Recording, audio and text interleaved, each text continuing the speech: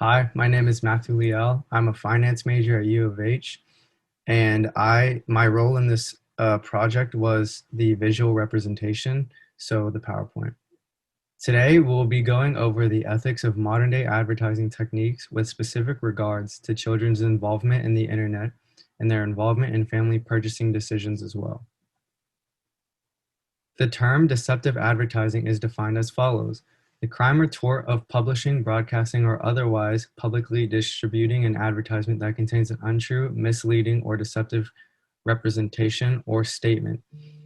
Also, the company knowingly does this advertisement, as you can see below, with the burgers on the left.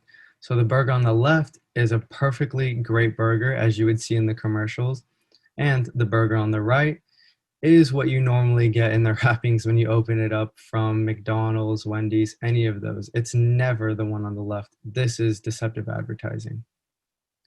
Any advertising that involves marketing directly to children with flashy colors or showing their favorite celebrities endorsing the product can be immediately put under the review of false advertising by being counted as deceptive.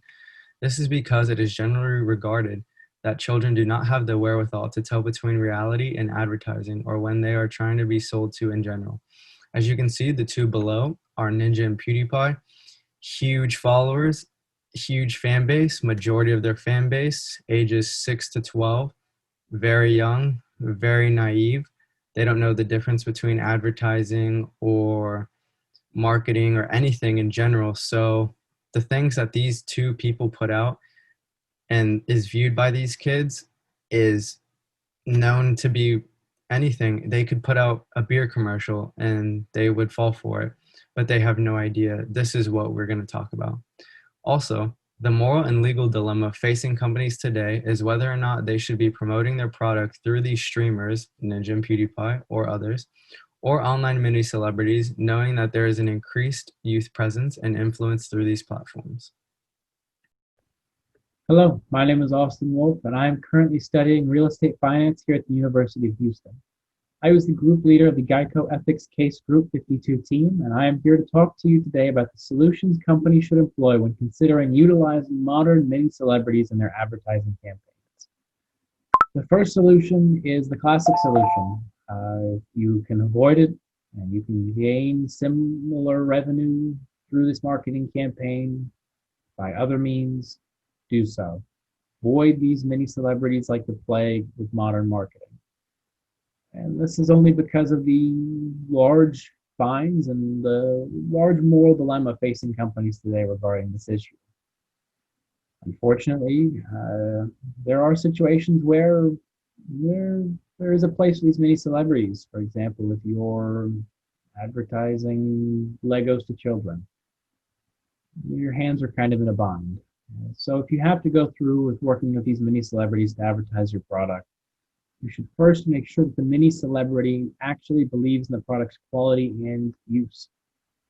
You should make sure they truly endorse the product and they enjoy using it. If they don't, and they don't think it's worthwhile, and you just tell them to read a script, you're immediately violating tons of FTC guidelines on how celebrity endorsements work.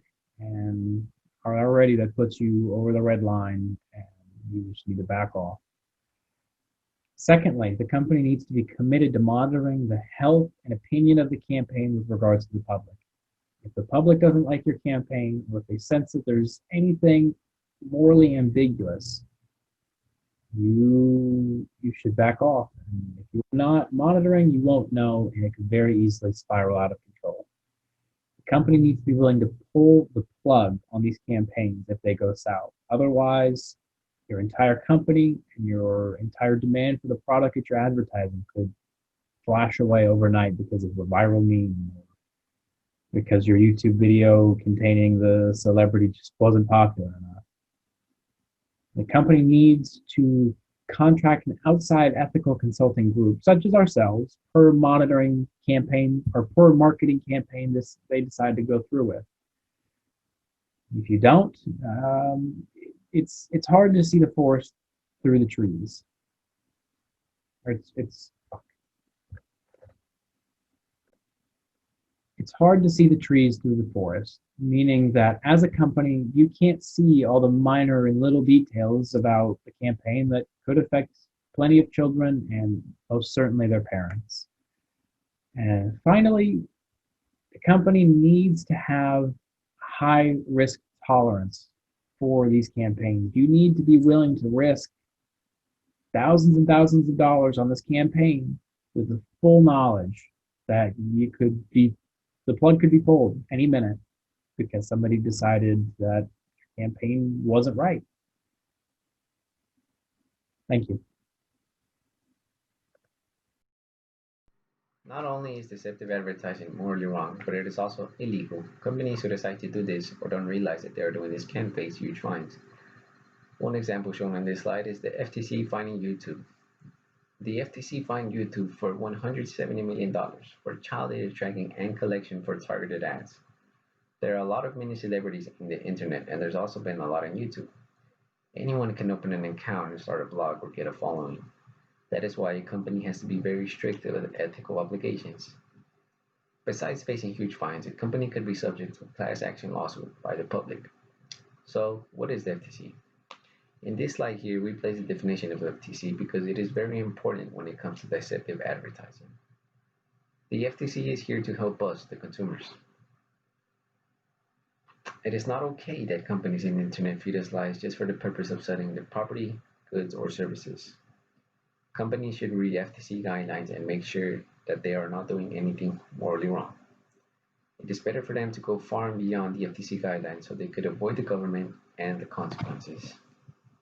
My name is Brisetta Ruiz, and I was the proofreader for assignment, and I'll be going over the financial implications. And so, the cost of an ethical consultant per advertising campaign when dealing with this dilemma should be included in the overall ROI of the campaign and not as a separate legal expense. Now, this could make the ROI on campaigns not look pretty to shareholders and make the stock value go down. But a good way to combat the falling ROI could be to push a new marketing campaign which promotes the morality of the company, saying that they care about their youth, they care about their consumers, and just to show, that they have moral upstanding within their company. And all in all, it just makes more financial sense for the company to pay for the ethical consultation and focus groups than it does for them to have to pay a potential $170 million fine. To put this into perspective for you, on an average of $5,000 per ethical consultation, the company could pay for 34,000 separate ethical consultations. That's just at the cost of one major legal disaster. So, at the end of the day, in the long run, the only valid decision when choosing to advertise with these mini celebrities that have large influence over the youth and on videos in the mass youth is just to do it with an ethical manner and pay for the ethical consultation instead of having to deal with the other repercussions. Our final recommendations to companies that are considering utilizing these mini celebrities in their advertising campaigns, especially if these mini celebrities have a large underage following, is that if you're able to, don't. Otherwise, try to follow the strictest guidelines when it comes to the FTC, when it comes to celebrity endorsement, and when it comes to what the public generally regards as ethical. If you don't, you can see the consequences. YouTube already has massive fines. Other companies, Facebook, Twitter, they have fallen out of public opinion and they have fallen into the government's lap of fine and red tape. Try to avoid them, but if you can't, we understand, and good luck.